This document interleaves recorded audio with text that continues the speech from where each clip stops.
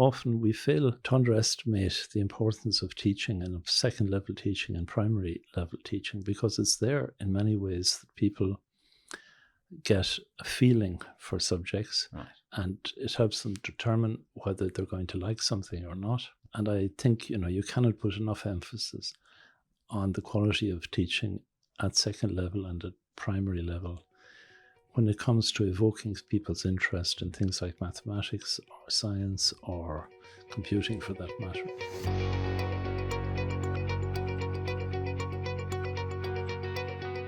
The Guardian Irish Business Podcast is a tour around the entrepreneurial industry here in Dublin and across the country.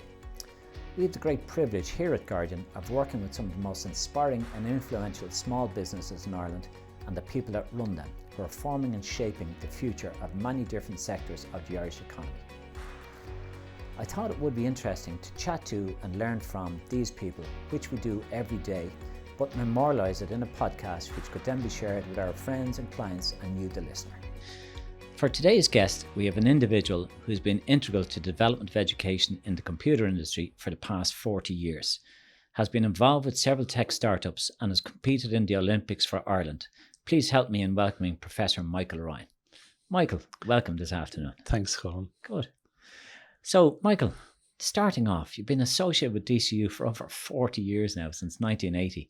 How's it been there, and how's it changed over the 40 years? Well, it's been fun. That's the main thing, as I'd see it in a way. Good. If anybody gets a chance to be involved in a startup, Right. I think people should take it. So back in 1980, Right. what was then called NIHE Dublin was started. Right. I got a chance to be in there. And, in a startup, you ask for forgiveness. You don't ask for permission. Okay. And we were lucky enough. Things went ahead and things developed very well. Right. And for quite a while, and I had very, very good colleagues. Right. That's kind of an important thing. Absolutely. Yeah. You're bringing my memory back, Michael. NIHE. That's it. 40 years ago. Yep. Right. They had a volleyball team at the time, which I played against and for my sins, Okay. Yeah, it's good.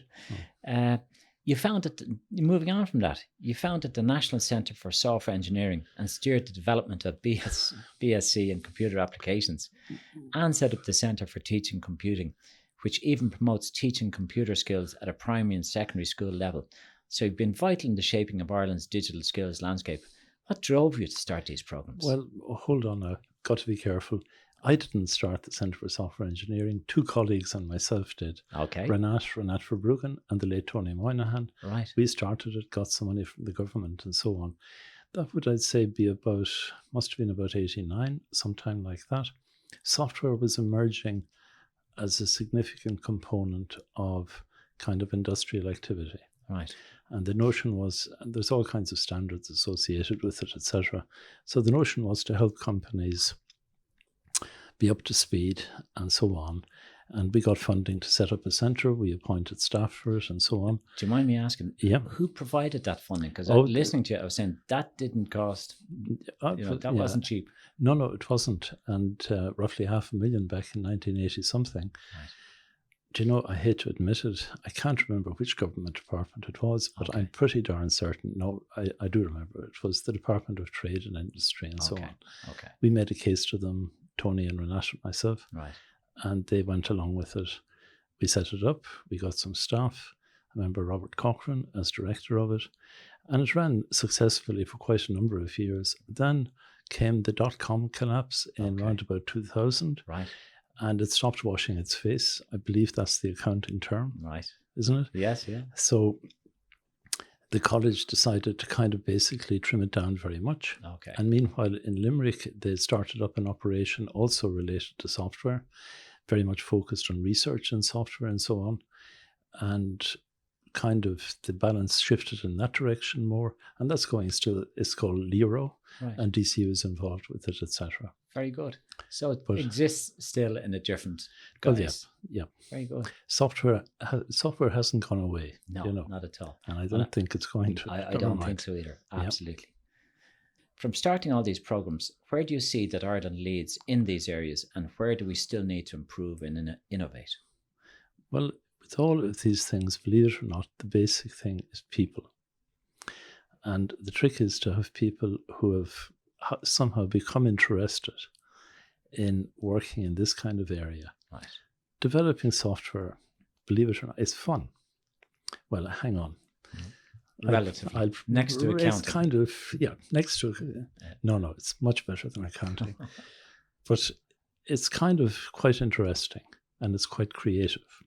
And you get a chance to put something together based on ideas simply and getting it to work. And there's great satisfaction in that, I think.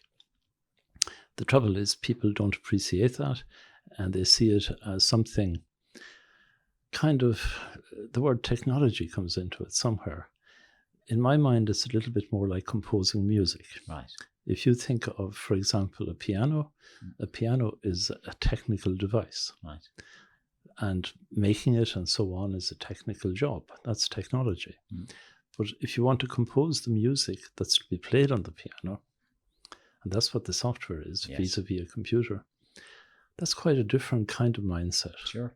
And quite a different thing. Right. And a lot of components, a lot of different things in it, including, in particular, being able to get to understand what the people you're doing it for actually need and so on, which can be amazingly difficult because often they don't know themselves. Right. But never mind. Okay. Very good. You say people are the most important aspect. Do we currently have the best, or where do we stand in your opinion? Well, we have, as people, we've much the same people as everywhere else in a sense. I think the question is, how well do we support them in bringing out their potential, bringing out what they're able to do, developing their interests and all that. To me, a major function of the primary and second level systems is to do that.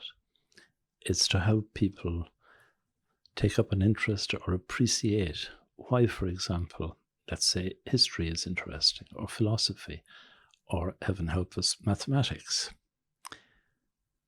The standard of teaching in primary and in second level, to me, is one of the really key fundamentals of trying to have the best for people and to have the best people as a result, I personally don't think we do enough to help teachers to, for example, improve their own happiness in teaching the subjects that they're teaching. I mean, too often I think a teacher can be told to teach a subject in which the teacher has no real interest or might not be interested at all.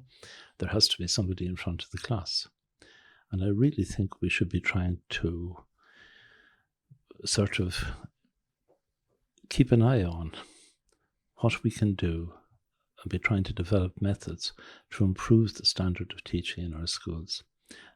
For any subject, for all subjects, mathematics is a particular kind of, what would you say, hang-up of mine in a way. Right. Anytime, for example, I meet a young lady who has opted to become an engineer, I ask her, why did she make that choice? The answer nearly always is, we had a great maths teacher. Like, the standard of teaching is such a key ingredient. It's such a key thing, really. Right. And we never seem to ask, what can we do to help improve it? I wish we did, to tell the truth. Yeah. Very good. Moving on again, you've been on the Consultative Committee on Software, the Irish Council for Science, Technology and Innovation. What was your experience on those committees? And perhaps what was the biggest thing you achieved as a group? And what was the thing that caused most controversy, or did people of the committee cause the most resistance to? Well, to tell the truth, I don't remember much in the lines of resistance. The Consultative Committee on Software, really, that came together at a time when it was becoming clear that software was going to be more important, generally speaking, in the economy than it had been before. Okay. If you go back to 1980, I'd say the number of computing degrees in the country, you could probably count them on one hand, with calmness and ease, actually. Okay. Right. I think the first computing degree was started in Trinity by John Byrne, an evening degree. I can't remember exactly when. There was one in Cork RTC, actually, I think. And I think the one in NIHE Dublin was perhaps the next. I may be a bit wrong on that. Right. This is hard to grasp, Michael, in that we're sitting here now and everybody has a computer degree. Yeah. And the kids at 12 have more knowledge of computers than I have now. Yeah.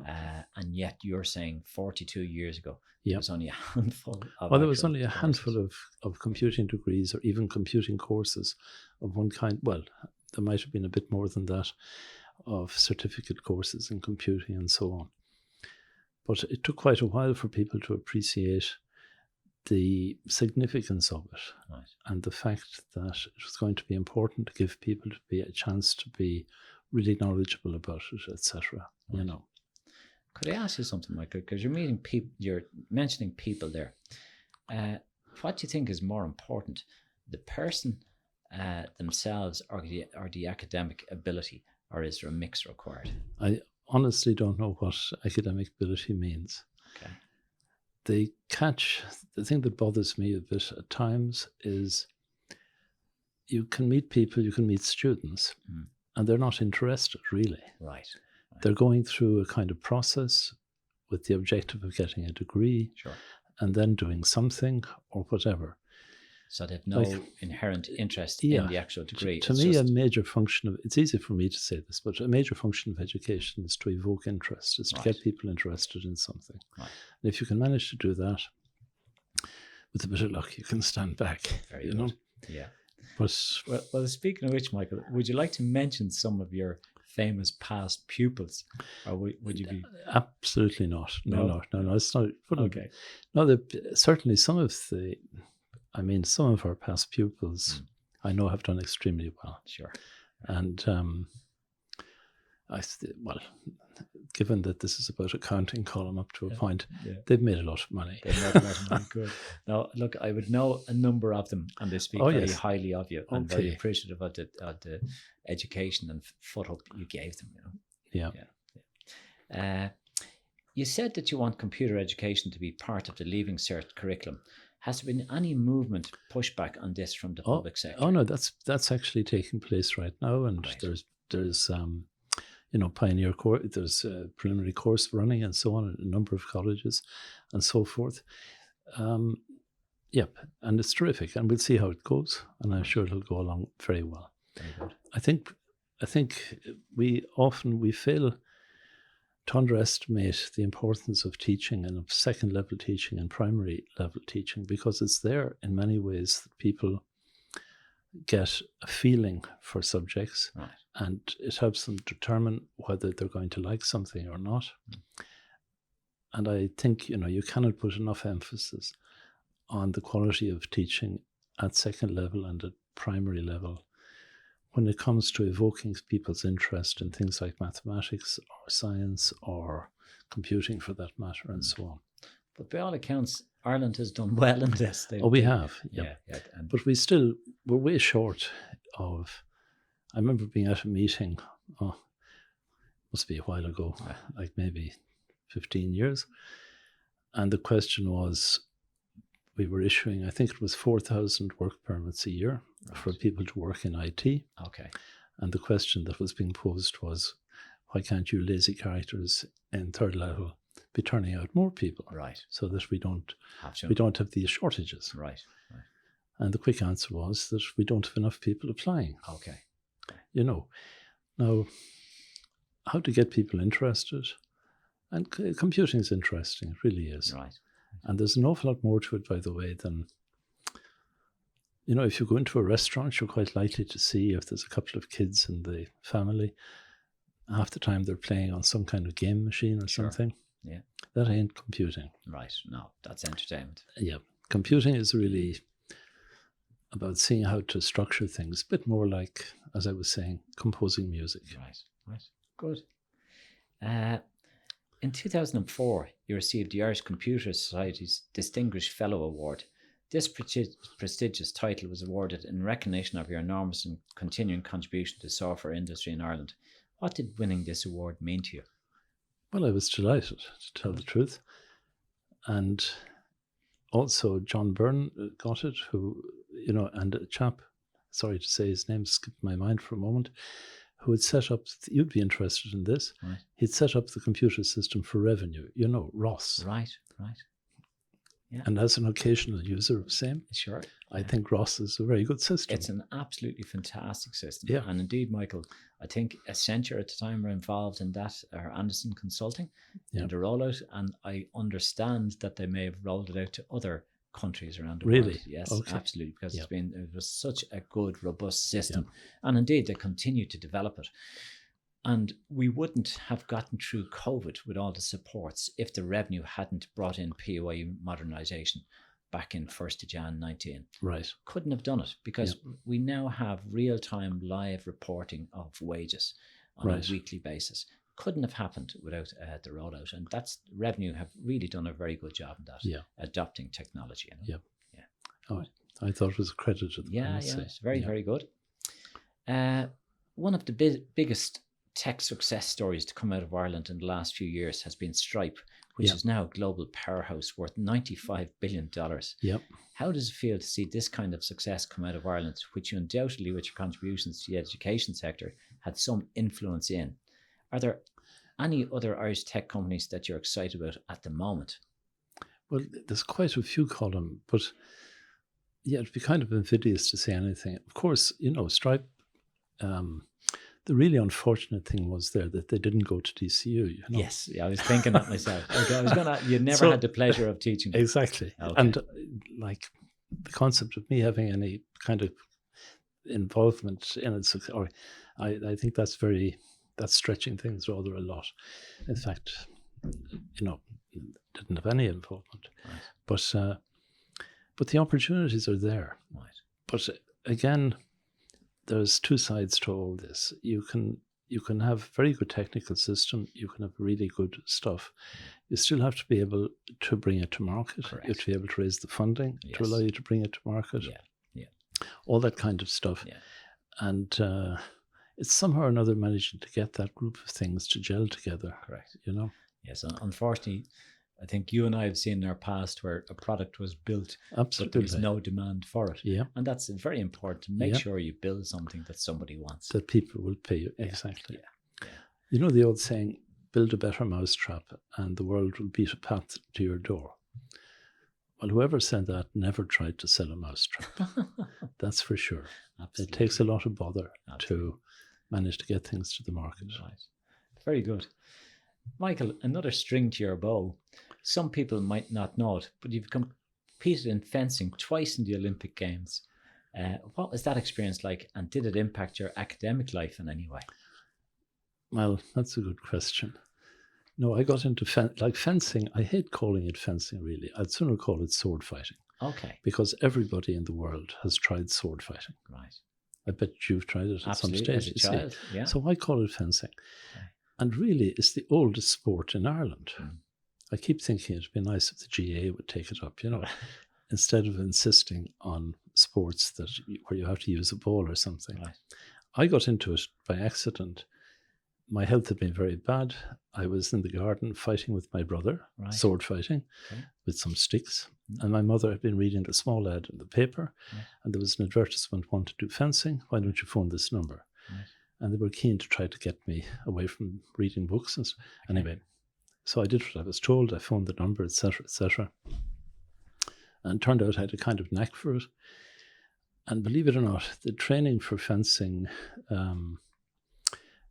it's much tougher than you might imagine, in the sense that it's not about going down and just waving some things at other people.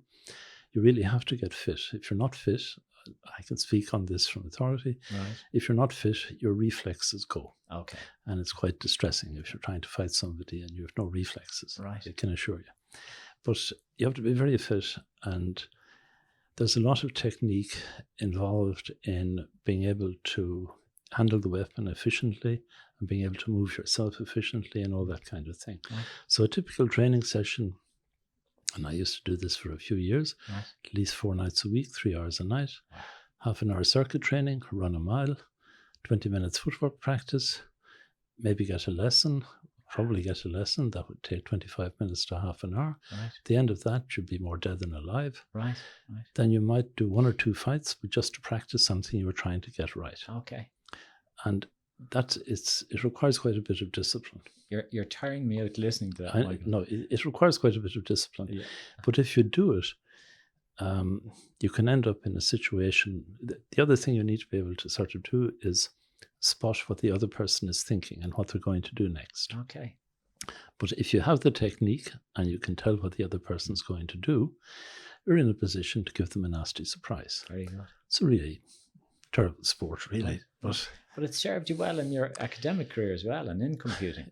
Well, yes, actually, it's not a bad introduction to something that you need in relation to a few things, which is being able to see what people are up to or something like that. Right. But and Michael, dare I ask, you're still fencing to this day? Oh, yep. Very good. Next Sunday morning, bit of luck, Wow. and so on. No, will you make another Olympics? No, I don't think so. Oh. I know I'm useless now, but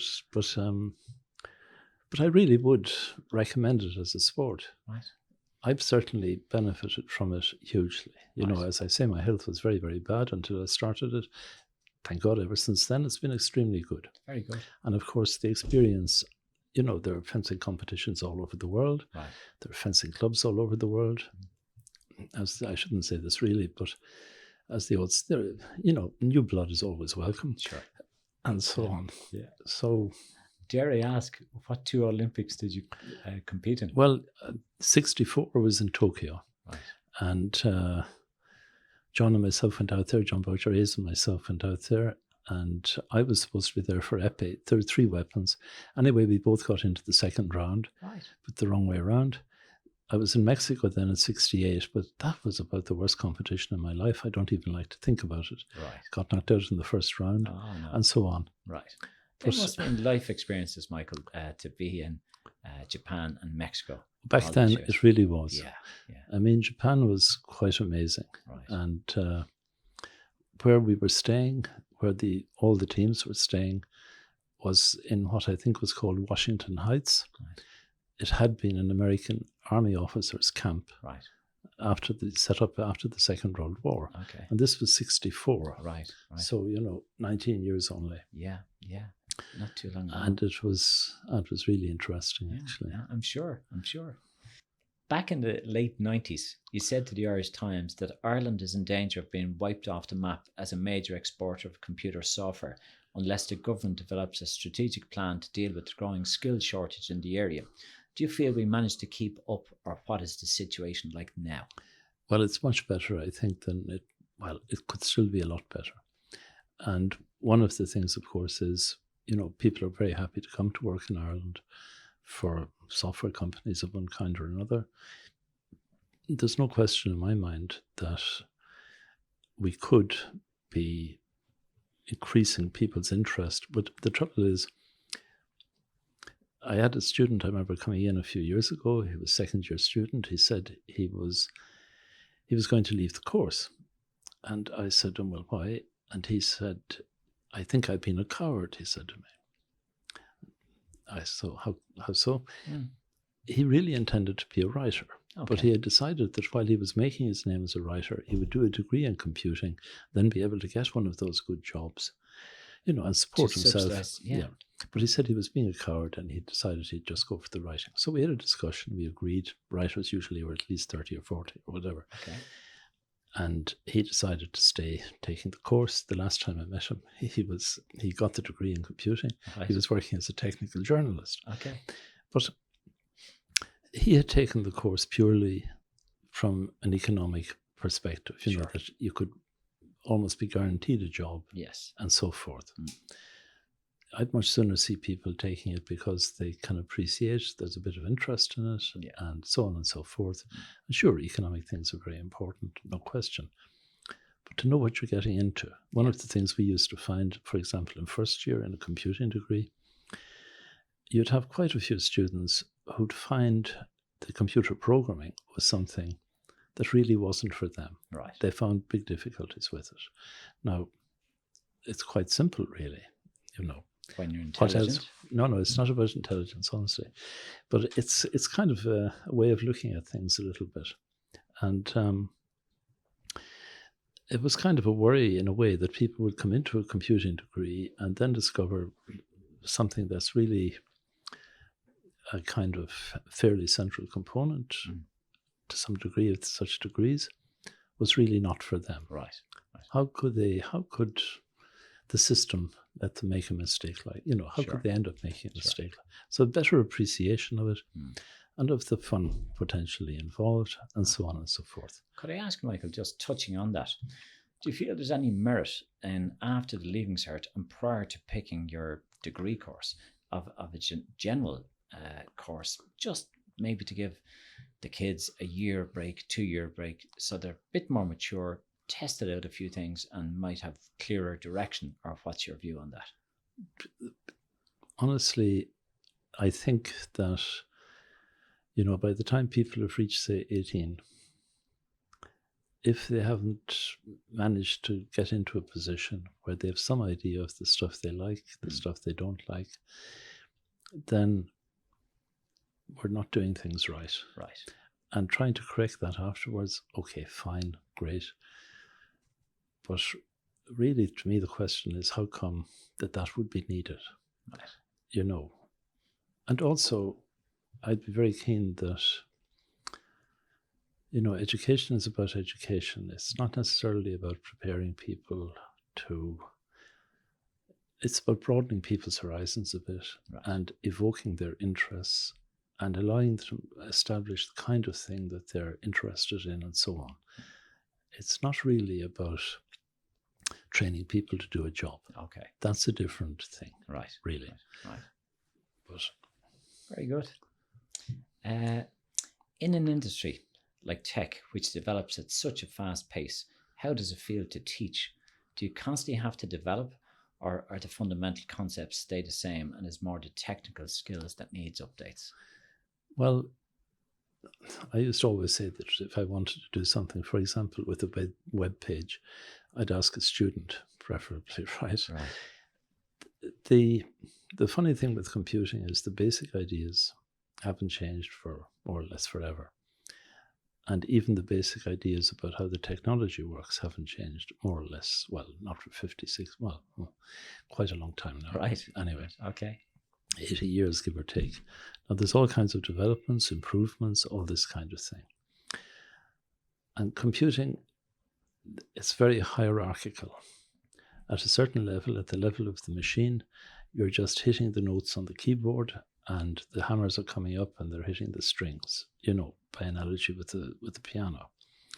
At that level, it's very important to understand what's going on, but then you can put together these actions the machine can do you can put them together, and now you have a new set of actions which really are groupings of these other actions. Right.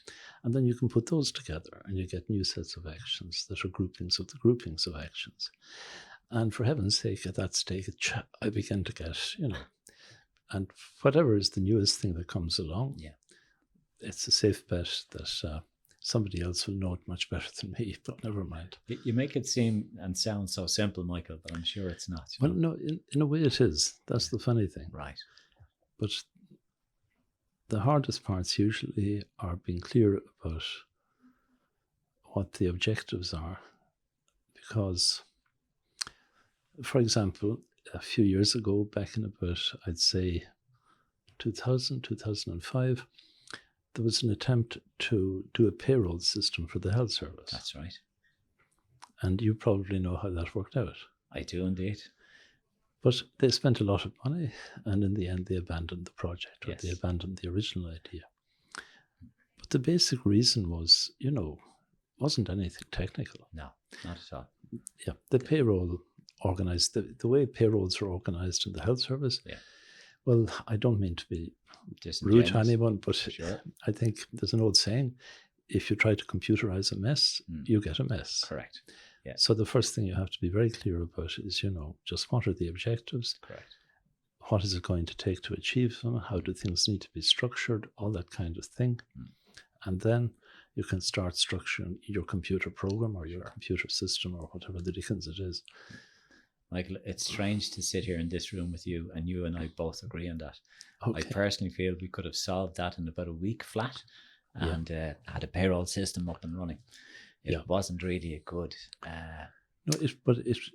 there were so many variations on the way the payrolls were done in different places, different this, different that, different the other. And people didn't know about them. No. People centrally didn't know about them. So centrally, it seems very straightforward, as you said. I mean, everybody does payrolls, for heaven's sake. Yeah. So you do a payroll system. Oh, very simple. But then when you come to find, when you go trying to do it, oh, there's these extra features here. Oh, there are other ones over here. By the time you unravel all that, a lot of money has gone by. Right. Bit of research, bit of discussion. Oh yeah, you have to do that first. Sure. And not start without knowing all that. Correct. We'll move on from that for fear we'll be sued.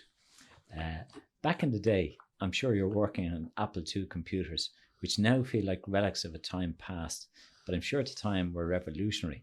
How did it feel when computers like this came out, and what have been the game-changing moments in either hardware or software that got you so excited over the years? Well, Colin, my first job, I was working as a statistician. I was provided with a calculator. Right. It cost significantly more, brand new, cost more than a month's salary. Right.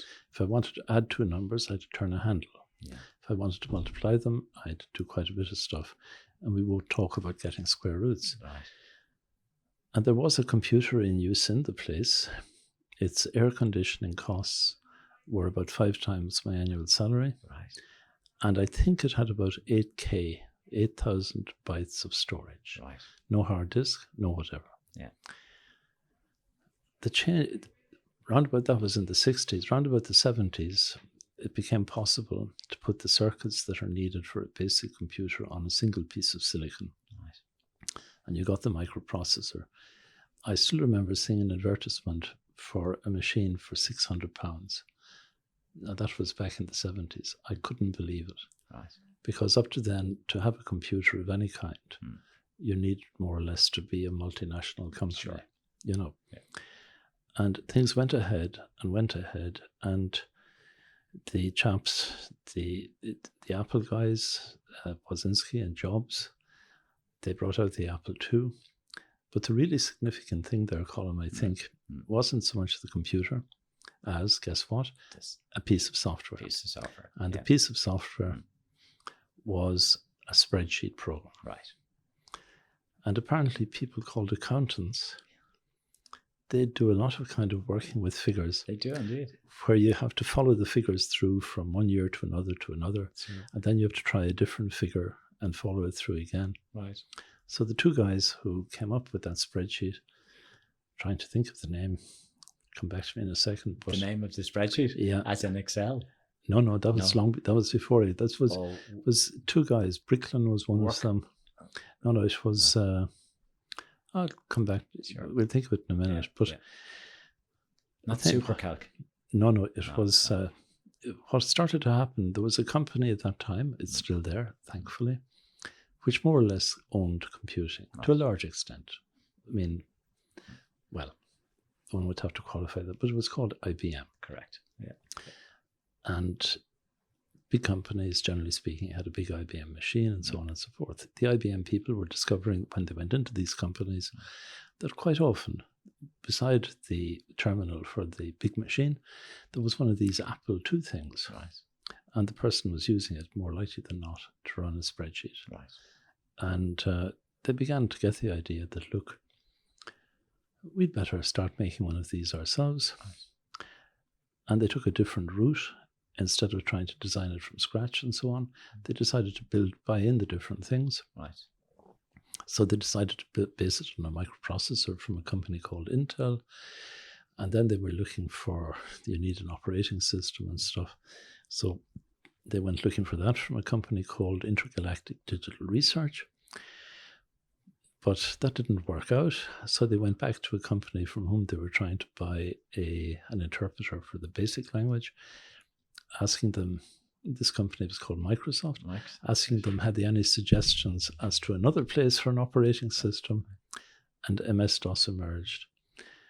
But the emergence of the IBM PC back in about 1981, I'd say, that kind of legitimized, or it made respectable, in the among business people and accountants. Well, I remember, Michael, my first job as trainee cost and management accountant in Irish Biscuits. We weren't allowed to use the computers that were there. Yep.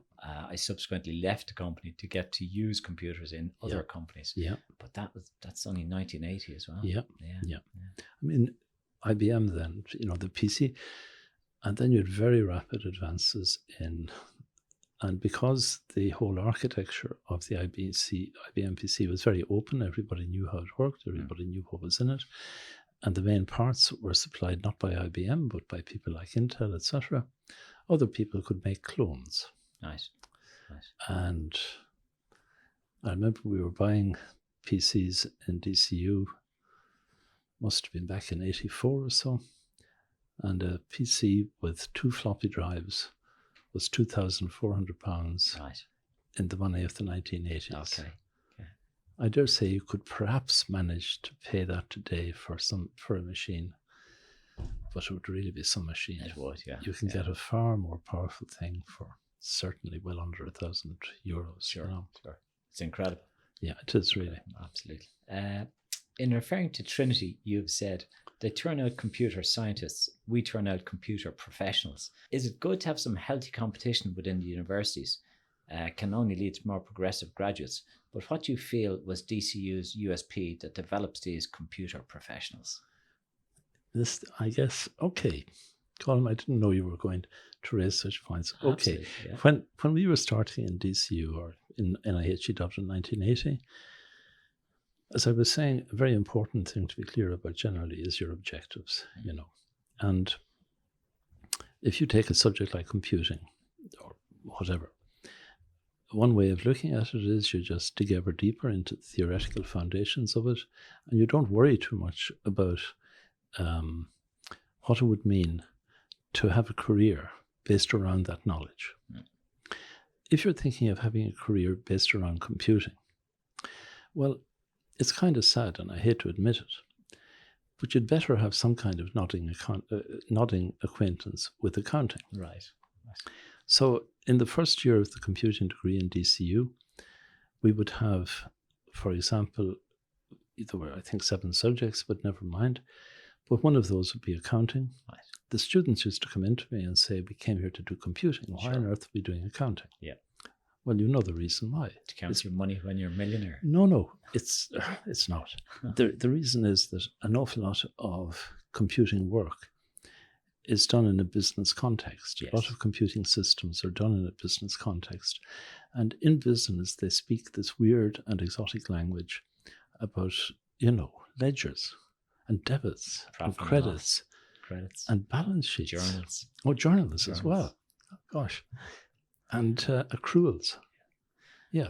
Now, I had no idea, and I still haven't, any real idea of those things. Right. But the students would come in, they'd give out to me, fine. Then they'd be placed in industry for 6 months in third year. This actually happened. They come back in and say, thank God we did accounting. Very good. Because they might well be placed in a data processing section in a big company. Right. And the data processing would involve, stuff. Yeah. Also, you need to have a basic understanding, or you should have a basic understanding of, the electrics, the physics, and all that kind of thing. But you don't need anything like the amount of stuff you need if you're going to design an electronic device. That's the job of electronic engineers. So one component of the professional thing, as distinct from, you might say, the science thing, is to provide some of the contextual stuff that people will need. You need to have a really in-depth grasp of the theory behind the thing. And also a lot of stuff to do with things like computer programming or putting a system together or whatever. It's like many another thing. It's all very well talking about it, but you have to do it. Correct. Yeah. So our students, in third year, they'd have to do a major project. It was really to give them a chance to get it wrong. And then in final year, they would have to do a major project. And they would actually, at the end of final year, they get a chance to show off their major projects at a champagne breakfast we used to organise. Right. And I remember on some occasions, students having 5 job offers that morning. We'd invite in industry and so on. Okay, very good. And Michael, am I right in saying NIHE was ahead of the posse at that time in placing graduates into industry? I think so. I have recollections that some were placed in Irish biscuits. And indeed, you're reminding me, as a trainee accountant, we used to have to fill up punch cards and bring them to the computing department, and they would enter them onto the IBM mainframe. Yes. And there was twice a day you could be honoured with permission to enter to give your ledger cards in to be punched. No, I think really what we set out to do in the computing degree in DCU, well, to my way of thinking, and I'm retired now and so forth, so you must discount anything I say, but way back then, the objective was to prepare people for a professional career based around computing. Right. And that involves more than just computing. A quite important thing in it is, for example, statistics and mathematics. Well, the statistics, I guess, in particular. And these days you hear a lot about data analysis and all that kind of thing. But there's also a whole lot of quite fundamental sort of theoretical stuff about the theory of computation. What is it that it's possible to do by doing, in effect, calculations? There's quite a bunch of things you can't do that way. There are limitations and so on and so forth. And it's really, the tools you use, things like compilers, etc. If you're working as a computing professional, you'll be using compilers all the time. Understanding how compilers work is not completely trivial. Okay, honestly. Right. So we'd have that as mandatory stuff in the computing degree in DCU. Okay. And we'd have a minimal amount of, there'd be some hardware stuff, some basic electronics, but that's just so that people would have an idea of what was going on, not so that people could design stuff. The emphasis would be on being able to design software and understanding where it's coming from. You mentioned hardware, Michael, and I know software is your first love, but are hardware the enemy or are they necessary evil? I mean, it's like pianos and music.